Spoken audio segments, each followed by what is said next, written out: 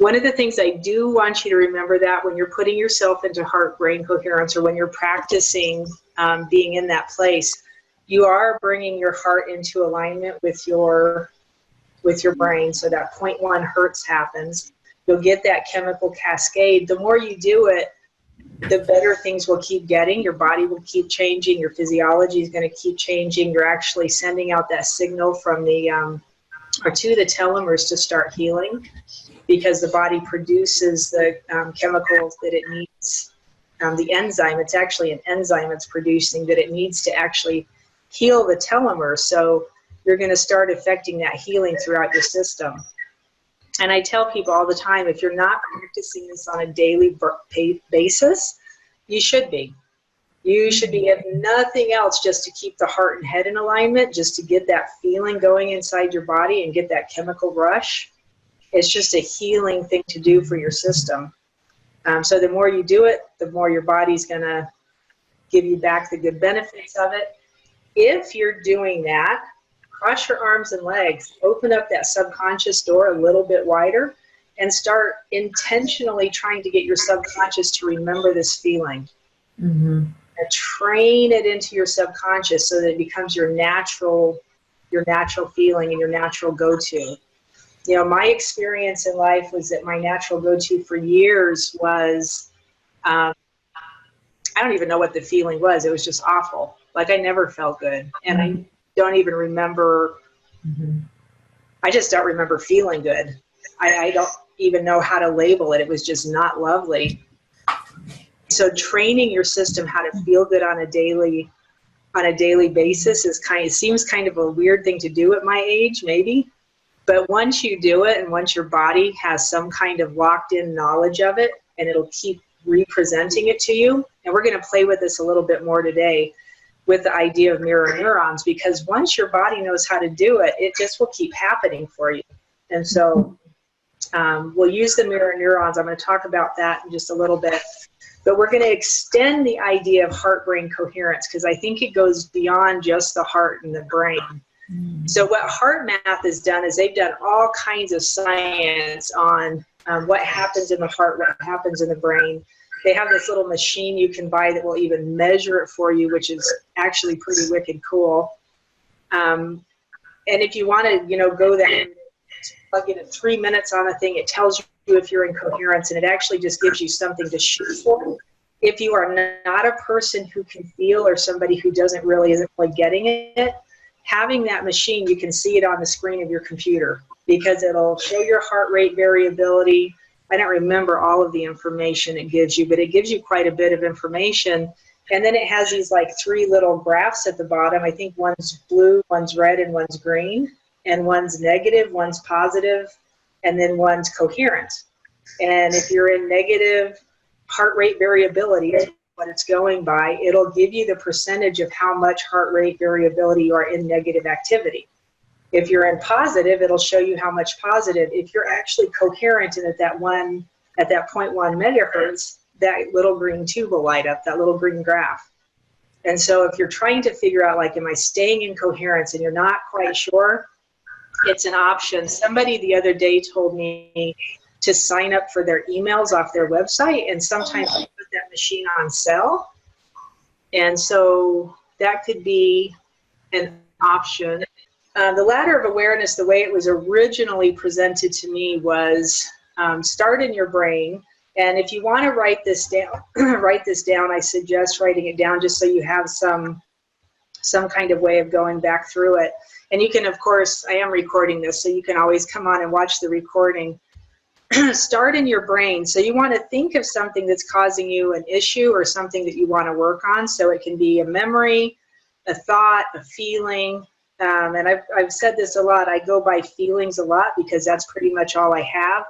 I don't usually get memories, and I don't usually get memories. So mine are mostly feelings. Even the belief system kind of idea, I've thrown so much of what I thought I believed to the side. If you have beliefs, like limiting beliefs you're working on, this is a good place or a good way to do this. So you start in your brain just by thinking about it.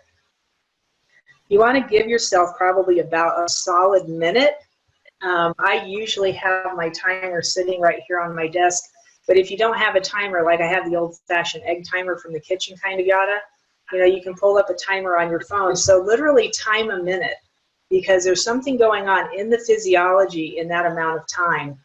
We want to give the body enough time to bring stuff into the consciousness and give you enough information that when we start moving it, we're moving enough information that we can actually be underneath it instead of just be kind of caught in the center of it. And 1 minute, for whatever reason, seems to be about the time that it takes. So you're going to do that for a minute.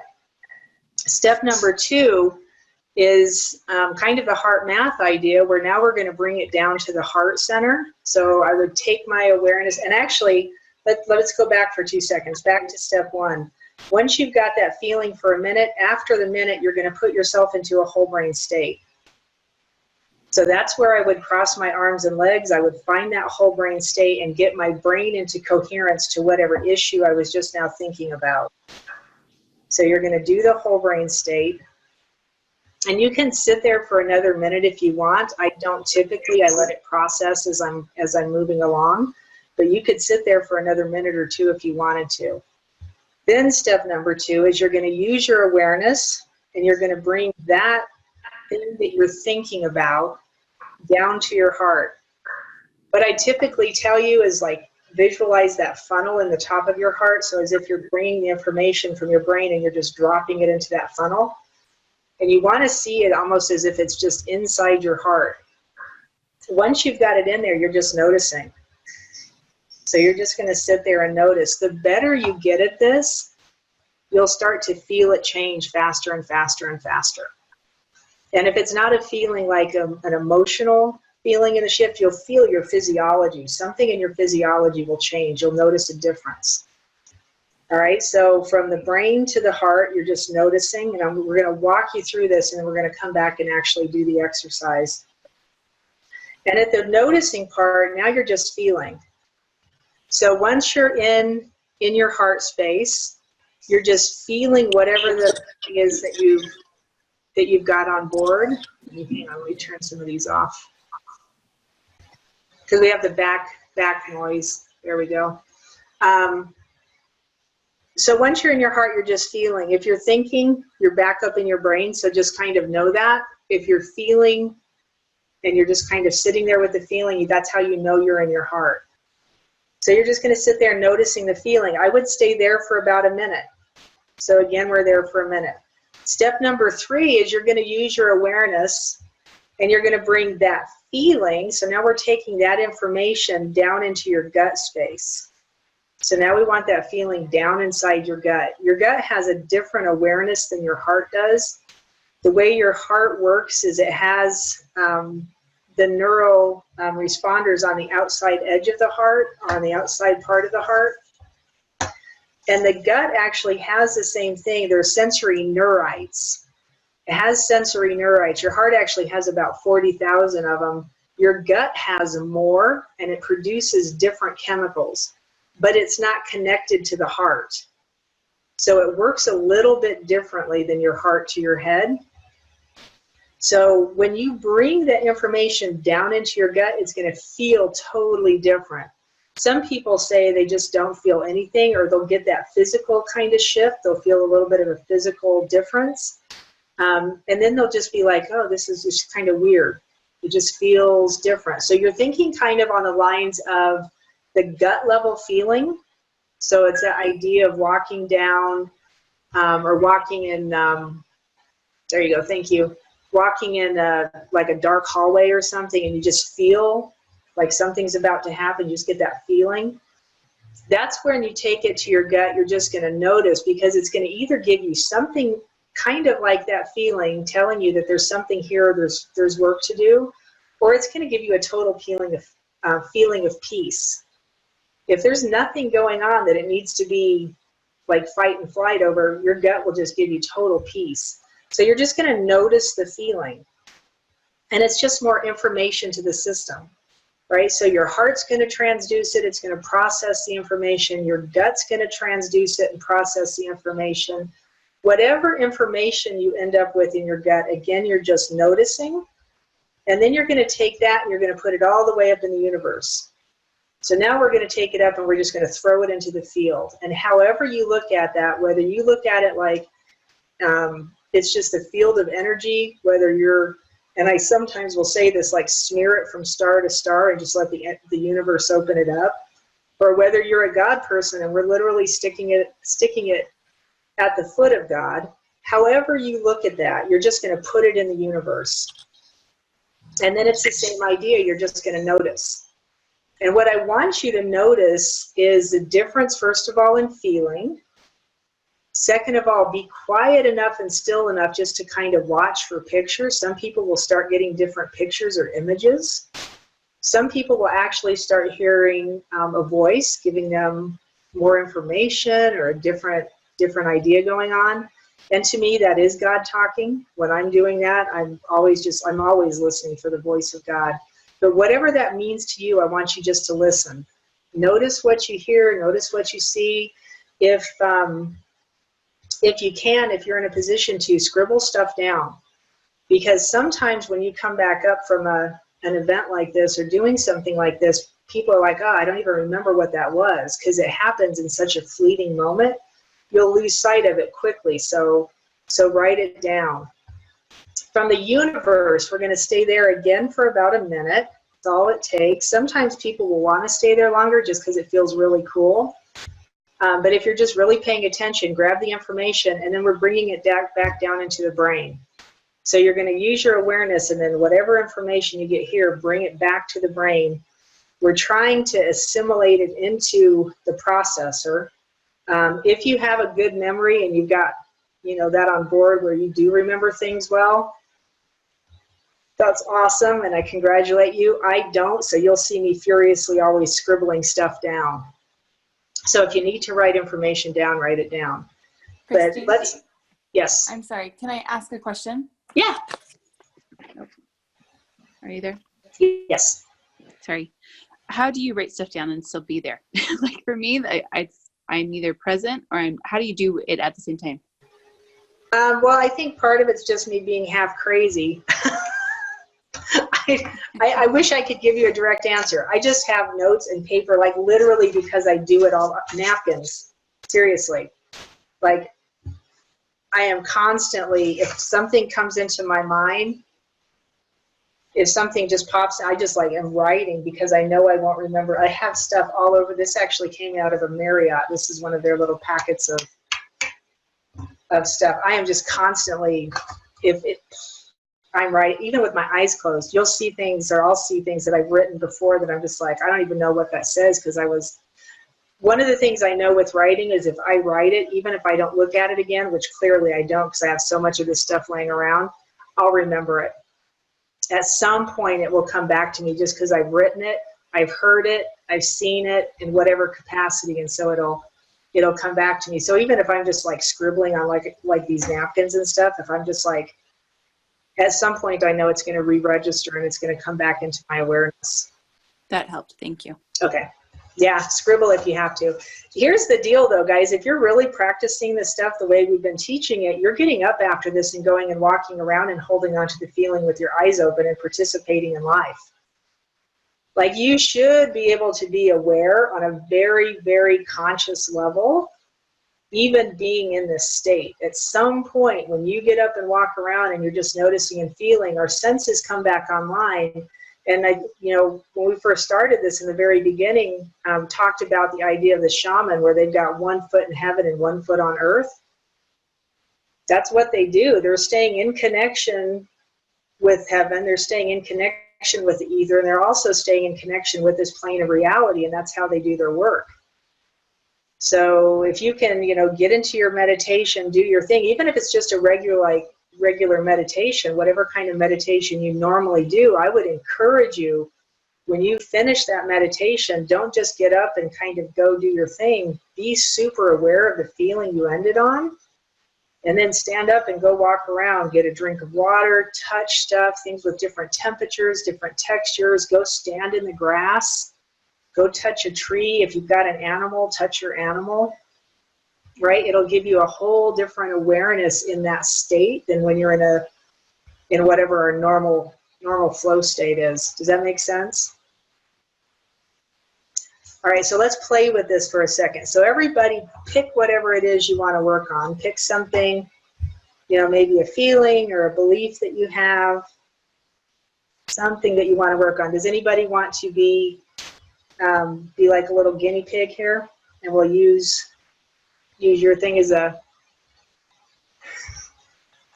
I see you smiling and making faces because I can't see nobody else's face today. I'm a guinea pig. I can't even believe it because I never do this. But so I'm toying. I'm not toying. It was kind of brought to my attention in some of the work that I'm doing on myself is that I have this feeling or this belief that my emotions are more powerful than me, and it has created a block and fear of moving past some very powerful, painful pieces of my healing. And I never looked at it like that. So I have to think of myself that I am more powerful and stronger than any emotion that is presented to me. Does that make sense? Yeah, that's really interesting, actually. And so I have been, because I feel very powerless to the things that, like, I'm very aware of the childhood wounds that I'm healing. And it's, you know, that feeling of not being enough, not mattering, being abandoned, you know, ignored is huge. And just that feeling of being left out. And I often feel like I don't even belong here on earth. And I don't mean that from a suicidal, that's not what I'm talking about. I mean, like I friggin' don't feel like I belong in my own skin sometimes. And the emotions that I've experienced recently in the last several years with things that have been brought up, and it came through a relationship that I engaged in after being married for 25 years and Jeff dying. Suddenly, I decided to go into this relationship, and it presented every childhood fear that I have not healed. And as I'm healing those, there's this sense of like, I just can't get beyond my thoughts and this circle of whatever. And I have this belief, this really strong belief that I am weak and that I'm afraid of my emotions because they're powerful, they're strong, and that I'm not capable of handling the grief of it, really. And isn't it funny, Christy? I'm a grief recovery specialist. Interesting that it's been presented in that fashion. It's always this thing that we have the biggest struggle with this. Right. So that's my thing. And, you know, I'm giving a lot of creed to that, or whatever that word might be. Yeah. So. Okay. All right. So that was a lot of different things at one time. So here's how I would take this. No, it was perfect. So here's how I would take this apart. And so for anybody else, whatever it is you're deciding on, here's exactly how I would do this. Is start with whatever the main focus of your issue is. I'm seriously looking for a blank piece of paper. Start with the main focus of whatever your issue is. So I would write down, and sometimes I just call these symptoms. Write down your symptoms. And this is actually a good way to self-diagnose when you're working on yourself. So you would write down childhood trauma. So kind of go from the symptom standpoint, go from wherever you think the thing originated, right? So for you, childhood trauma, some of the symptoms that you were listing was you're not enough, you don't matter. Yeah, not being validated as a very young person. So I feel absent in my own adulthood, my own body. I'm absent. I've been whatever. It's painful, extremely. Pain, so I would write that down, pain, because that's a symptom. Grief is a symptom. So any of the stuff that you're feeling along with whatever the issue is that you're going to work on. So on a piece of paper, I would make that a column, right? So I've got that column. The next column over is going to be, what do I want instead? So you're going to put in the next column, because you want somewhere to direct yourself to. You don't want to get lost in the gunk. You want to have this direction to go. So what would you want instead? If you didn't have all this childhood baggage, what would you want instead? You know, the sense of self-security, the ability to self-soothe and see beyond the chaos of, you know, the pain drives my emotion, drives my mind, where I loop in an endless circle of self-talk that's crazy. So I would want clarity of really knowing my authentic self, and that I'm powerful, and I'm capable of handling any situation that comes up. And I don't resist the pain, because I push that so hard that I can't get beyond it. Well, I can now, knowing what I know, but I felt completely powerless to that. So if you weren't resisting pain, what would you be doing? I would actually just be honoring it and allowing it to come in and to be processed and to go out, instead of trapping it somewhere by the feeling of shame. You know, I'm embarrassed that I do that. I feel weak, and does that make sense? Like, I feel embarrassed that I actually feel like I can't handle the pain of it. So I feel very small, really small. So all the stuff that she's saying that's negative, I'm adding to the childhood list. I'm adding to the first list. All the stuff that she's saying that's positive, I'm adding to the second side. What do I want list? Yeah. So anything positive goes in the what do I want list. All the symptoms, and these are all symptoms. Like, okay. they feel like issues. They feel like it's the problem, but it's not really the problem. The resistance itself, at the end of the day, you could call all of this resistance. Correct. Right? The resistance by itself, if the resistance was gone, she'd be clear, right? Because the resistance is what drives everything. So, and you actually said the word resistance, so that's on there.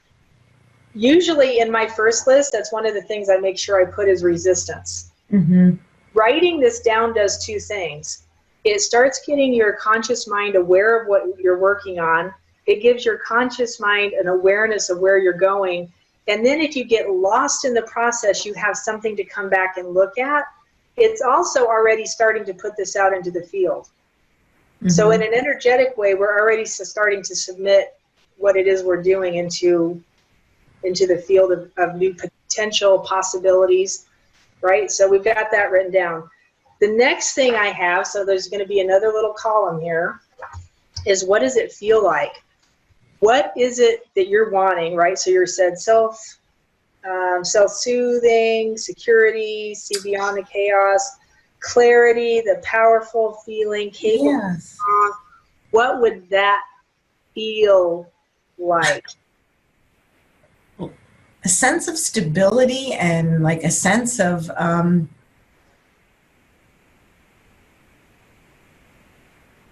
security, that I'm capable of handling no matter what. I'm not afraid. So that's all stuff that's going to go in the second column, because she's now still giving me the what do I want, because that's still more stuff you want. What it would feel like is going to be a description of something that you've probably felt before that could take on the feeling of these, because you probably don't know what this feels like.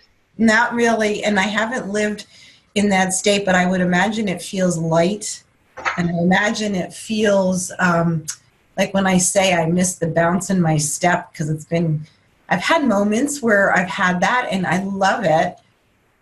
Like when I'm working with people and I am in that role where I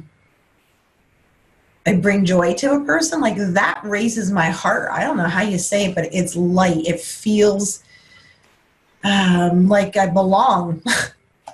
Like I belong on this earth, and I have some meaning and purpose to, I don't know, it's just being. I don't know how else to say it, and I've had it.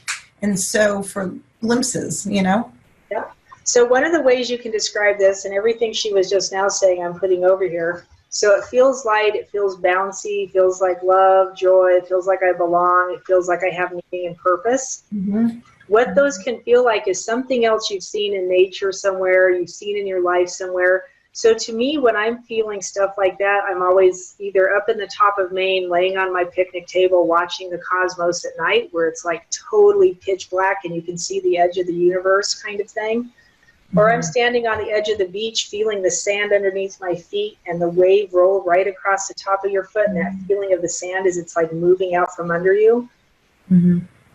Those kind of things that your places you've been before will give you the feeling that will take you to what you're talking about here. Mm-hmm. So if I'm talking about light and bouncy and just love and joy and like, and I mean, even as you say the words, and I don't know if you're feeling it, can you start to feel the words? Mm-hmm. Even as you're saying it, you can think of like a place where you can go to that will take you there. Mm-hmm. Does that make sense? So it doesn't have to be like, what does light feel like? I have to find the feeling of light. Light to me feels like the sunset. Mm-hmm. Light to me feels like when the eagle flies across our front porch. Like to me, that's just like mind blowing when that happens. Mm-hmm. Those feelings will get you to the same place as what we're trying to get you to here. Does that make sense? Mm-hmm. So you can use the concept of Wonder Woman, right? The feeling of Wonder Woman. That feeling will get you to the same place, that feeling and that strength. So it doesn't have to be the feeling like strength itself of not in my childhood, like I don't want to be that, I want to be this kind of strength, but I don't know what this strength feels like, so we're going to adapt the strength from somewhere else. We're going to adapt the light feeling from somewhere else. Oh. Does that make sense? Yes, I had a question about that always, and I never quite grasped that before. Okay, that makes, yeah. Get you there? Okay, so we're going to start by, and everybody can do their own little version of this, start by accessing all of this in your brain. So I just want 1 minute of your childhood. The not enough, not matter, and you don't have to fall face first into it. Really understand this, guys. Don't fall face first into it. It's almost like you're just standing back looking at it. You can feel the not enough, the not matter. Notice where it's at in your body. Close your eyes, just kind of be there with it. We're going to go for 1 minute. Notice the resistance.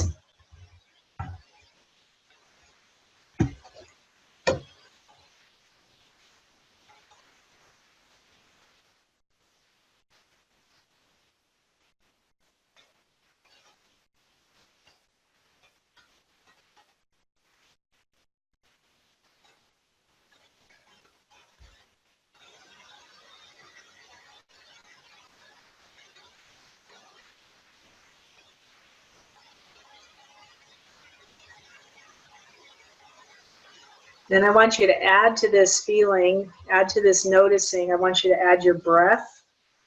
So nice big breaths in, slowing your breath down, nice long slow exhales.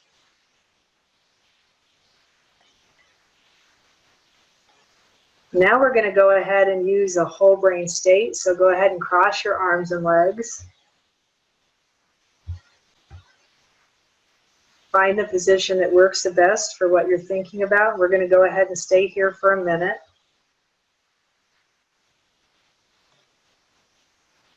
Again, slowing your breath.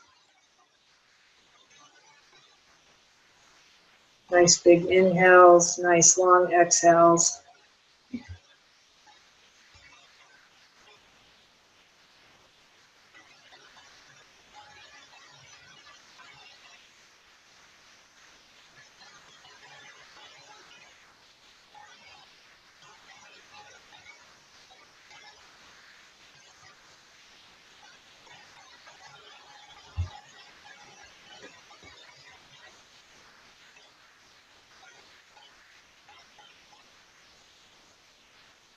Now at a minute, I want you to use your awareness, and if you need to, bring your hands to your heart space. You can keep them crossed over and just put your hands over your heart. Bring your awareness to your heart. Take all of those things you were just now thinking about, and as if you had a funnel in the top of your heart, you're just going to drop that information into your heart. And we're just going to let it process. So we're going to take about a minute here. Now you're just noticing.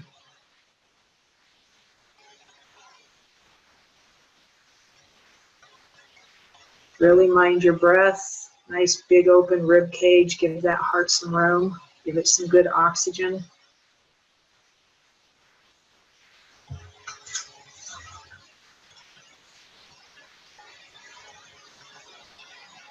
Oxygenating your cells by itself will start to free neuropeptides from old information.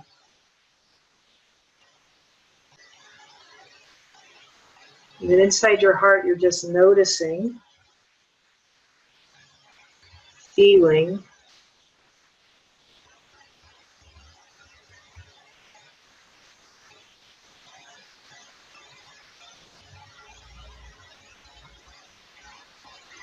and right now, Kelly, we're at 1 minute. Can you tell me what you're feeling inside your heart at this point? I'm sorry, Jennifer. I had the wrong person there. The mute button's in the wrong spot. What did you notice? Funny. It's funny. When it drops in my heart, it's just neutral. And it happens, I can't even believe I'm going to say this, but it just sort of, the heart does something, whatever it does, it dissipates it. Okay, so now I want you to go back. So close your eyes. Go ahead and leave your microphone on for a minute. Close your eyes. Go back to your heart space. Mm-hmm. And from your heart, I want you to take that feeling of being neutral. I want you to take that to your gut. So everybody's taking the information from their heart. Take that feeling. If you need to move one hand down towards your belly, you can. And you're using your awareness to drop that information down into your gut. And then again, you're just noticing.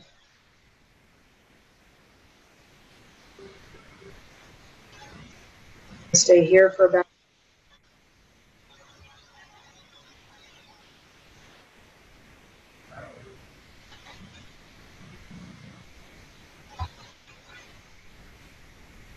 this gut area is your chi center. It is your power center. While you're holding this information at a gut level, you can start squeezing those muscles, sending a little bit of power up through the system.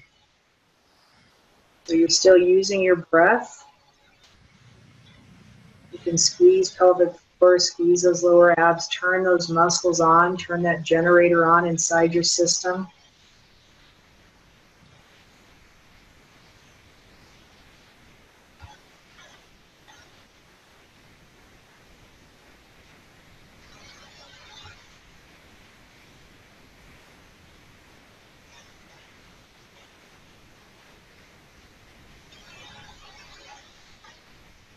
Stay in that place as much as you can, Jennifer, but can you go ahead and tell me what you're noticing now?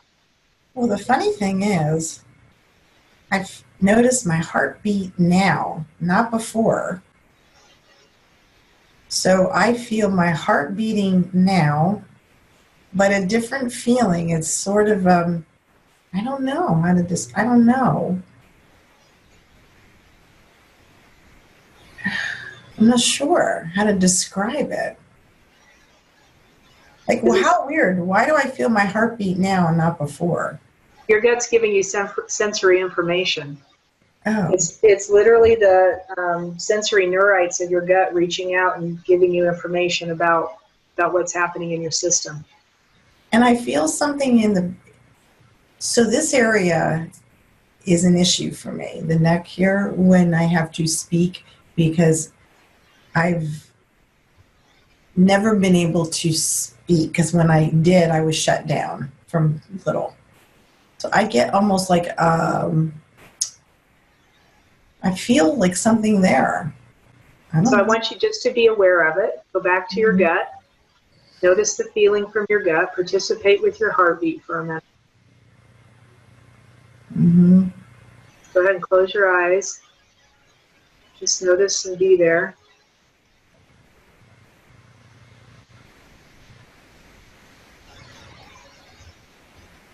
You can even ask when you're inside your system to this level. You can ask, what is this I'm feeling?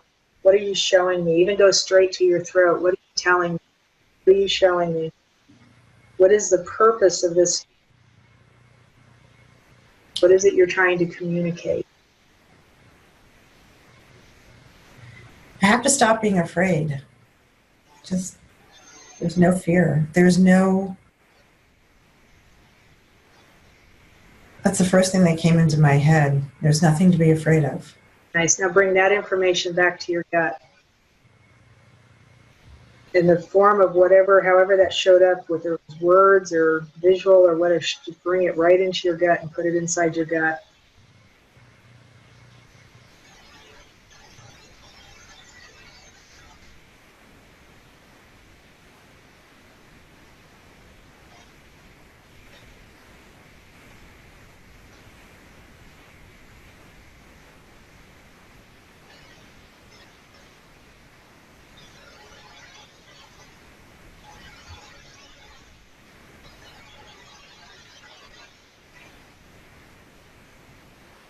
They have you take that from your gut, whatever you're feeling right now, and just go ahead and take it up in the universe.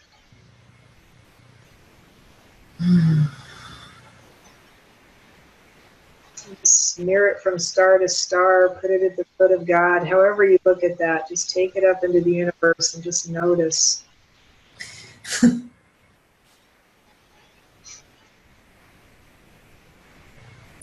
Oh, jeez. Go ahead and share. Noticing. Stay with it. Keep your eyes closed and stay in it, but talk while you're seeing. Wow, it's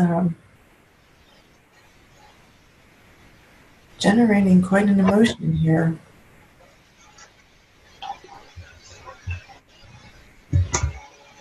Yeah.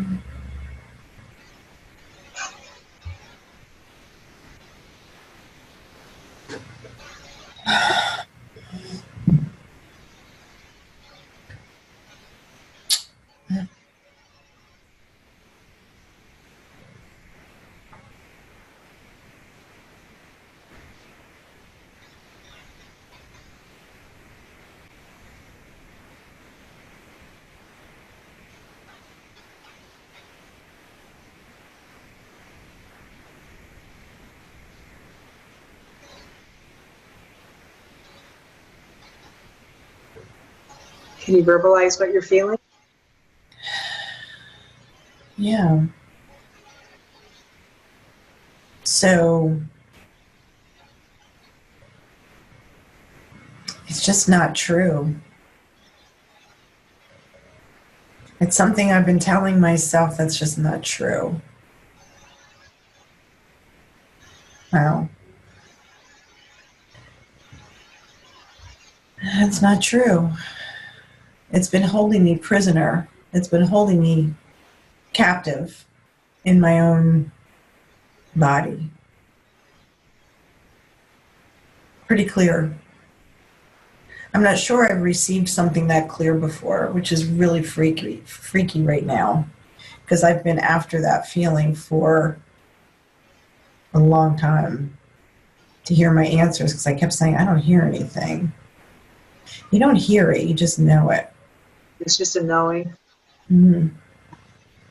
So I want you to go back and I want you to receive. So now you've gotten a pretty clear message. Mm-hmm. Go ahead and close your eyes. Mm-hmm. Just see what it starts feeling like. And you can even be there and say, I got the message. Heard you loud and clear. Mm-hmm. Mm-hmm. We're looking for light, bounce, love, joy, that feeling that you belong. It's pretty clear. It's pretty clear I'm supposed to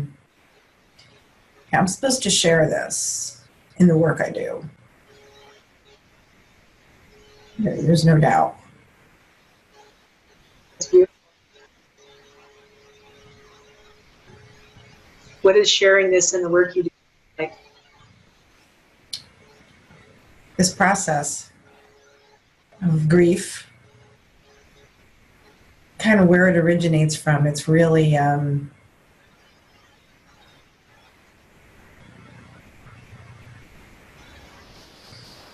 It's not who we really are. It's a feeling. It's an emotion, and it serves a purpose. We tell a story about it that holds us captive to it. It's like drop the story and just feel the emotion. I don't know. I want you to all to take a nice deep breath. So everybody, big inhale, and on your exhale, bring the information from the universe down into your brain. So now we're going to move the information with our awareness again from here, and just drop that down into your brain.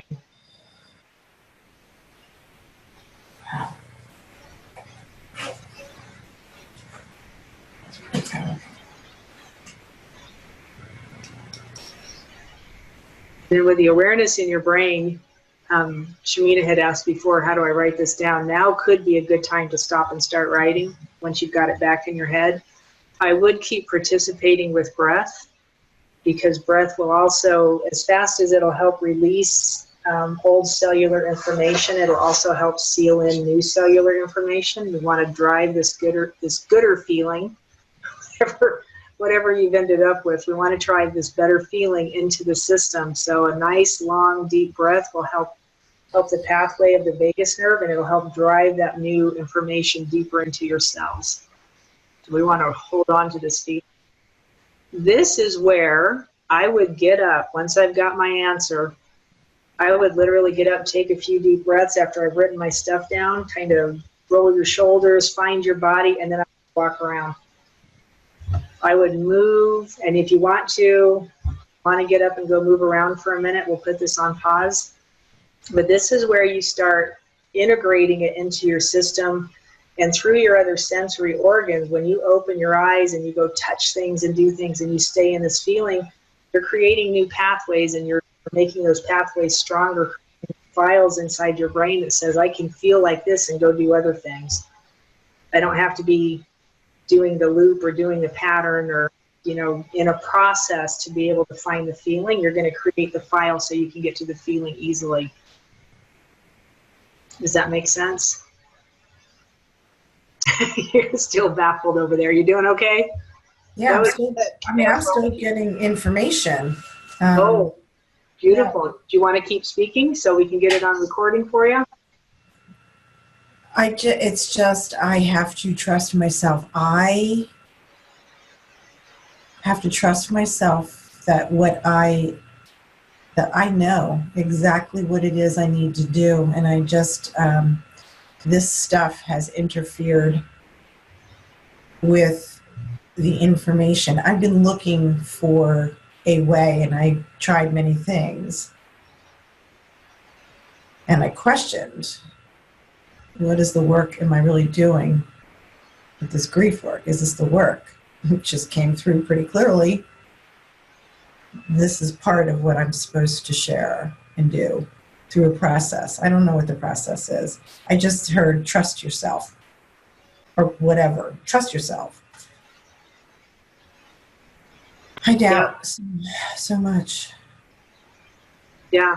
And so then, the other thing, obviously, is don't speak into existence things that you don't want. So the word doubt goes away. You don't doubt yourself. You trust yourself. Mm-hmm. Stay with the positive. That's how we create contention as a system, is by you get this positive message, and all of a sudden the brain, if you're sitting here still spinning it around in your brain, come back to your heart. Come back to that original feeling and get back into that heart-brain coherence, because if this is an operation, we're back in polarity. And you don't want to stay in polarity, because that's where you start doing I trust myself. I don't want to be in doubt. You don't want to do that. Just say, I trust myself. Boom, end of story. I trust myself. Mm-hmm. Okay? Nice. Thank you.